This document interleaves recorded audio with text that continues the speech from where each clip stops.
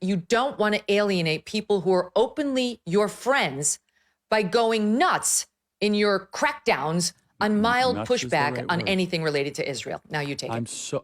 I'm so glad you brought this up, and I would second that, Megan. I think I have a bulletproof resume showing my defense of Israel, both on campus, on social media, to great, let's just say mockery and scorn at times, because I believe it, right? I believe in the scriptural land rights given to Israel. I believe in fulfillment of prophecy. And again, I'm not a theologian, but I'm a Christian. My life was changed in Israel. The spiritual energy is so amazing there. I want them to win. I've said that repeatedly.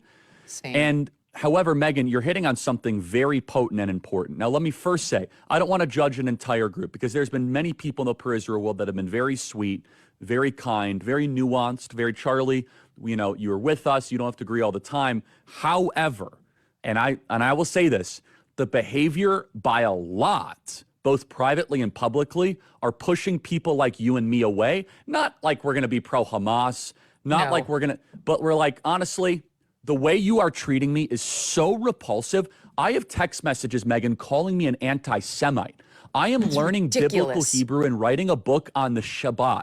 I honor the Shabbat, literally the Jewish Sabbath. I visit Israel and fight for it. And there's another article out in the Times of Israel today. I could read it on air. I was just reading before I got on. Charlie, what are you doing? Like, what am I doing? I'm sorry. Like, let's just take a step back here. Like, I'm an American citizen. Yes, I want Israel to win. Yes, I'm a Christian. But like, some of the mess, and you've seen how I've been treated, Megan, by some, not all, by some. No, it's very irritating. It's been almost so as if unfair. They were coming after you after a turning point for, among other things, that you had Dave Smith there. Dave Smith is allowed to criticize Israel. You had both sides. The Israeli side was overrepresented. Though. No, you're not allowed to. It's even worse than that. Again, I just want to repeat for the 5th time. I love Israel. I want Israel to win. But my moral character is now being put into question, Megan. Not my decisions. Not like, hey, are you doing this? Is it smart or is it dumb? But no, I am a bad person if I do this. And I could go, you saw it, Megan. It was trending on Twitter, thousands of tweets and text messages. And if I were to be charitable and generous, I will say the people that are attacking me are in a hyper-paranoid state because they're at war, and war tends to make things black and white, and you're a hammer looking for a nail. So I'm trying to be charitable, Megan. Literally, I'm trying to cut as much slack as I can, right? Like, okay, what would it be like if all of a sudden I'm starting to see a pattern of behavior similar to what my grandparents saw in 1930s Germany online? How would I behave? So that's like my charitable kind of overcompensation spirit. At the same time, I'm like, but it's not defensible to be dumb, right? Yeah. So, and it's offensive. It's offensive to those of us who have been out there defending them in many instances against critics on our own side.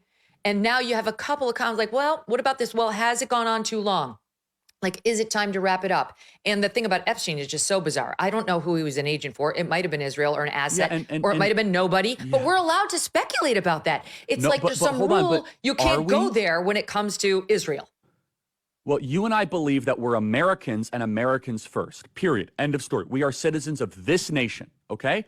That's right. Israel, we have funded, we have supported, and they're up against a sea of Islamic totalitarianism, and we should be cheering for them, right? Because they're up against barbarians and monsters, and we want them to win. However, here is Megyn Kelly and Charlie Kirk combined, probably 30 million social media followers, like pretty, right? And you and I have been holding this down, and you probably get the negative, oh, you're just shilling for Israel, whatever. I'm like, okay, I'm going to do what's right regardless of the feedback, right? But then all of a sudden, like, I host a person that I moderate the debate of, mind you, right? And I give equal time to Josh Hammer, equal time to a pro-Israel advocate, and my moral character is being put into question. And so I think it's a hyper-paranoid, like, we're just going to try to, we're going to just stamp out everything type of practice, but it goes to the point where, if, for example, if I have less ability sometimes online to criticize the Israeli government without backlash than actual Israelis do. And that's Mm-hmm. really, really weird, isn't it, Megan? It's That's not right. so wrong-headed. You watch that clip, and if you think what happened to him was coincidence, then I mean, you have to be crazy. The whole segment, and this is not the first time that he sat down with Megyn Kelly at all, discussing exactly what he was going through. And we know from the information that Candace Owens released just how much he was being pressured to receive money from the Jewish community. But here's the kick. When he turned that money down, things went left. And when he couldn't, on stage, denounce Candace Owens, Tucker Carlson, he literally was told by the Jewish donors that they were going to strip their names off the building. The day he was assassinated, one of the Jewish, the big guys donating money was going to pull their name off Turning Point USA's building.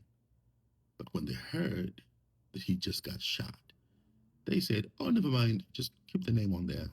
Yeah, just keep the name on the building. What does that tell you? Now, about the book that Erica Kirk is going around promoting, you heard it from Charlie's mouth. He already had that in writing. So I'm not really surprised to say, well, she's going on tour, because that's one of the things that I was questioning, that she's going on tour and has the promo of the book. I still think it was way too early. It was just way too early. Now, people grieve differently. I do understand that. But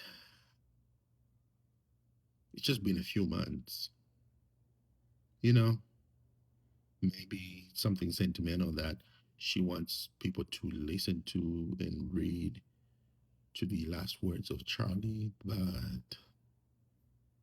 I don't know.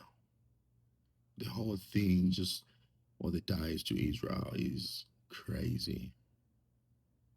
It's crazy. Being called anti-Semitic when he was literally one of the biggest supporters, but to still turn around and network with Erica Kirk. Okay. But we shouldn't ask any questions. We should just look the other way. Don't ask questions. All right. No questions asked. Now we're just speculating.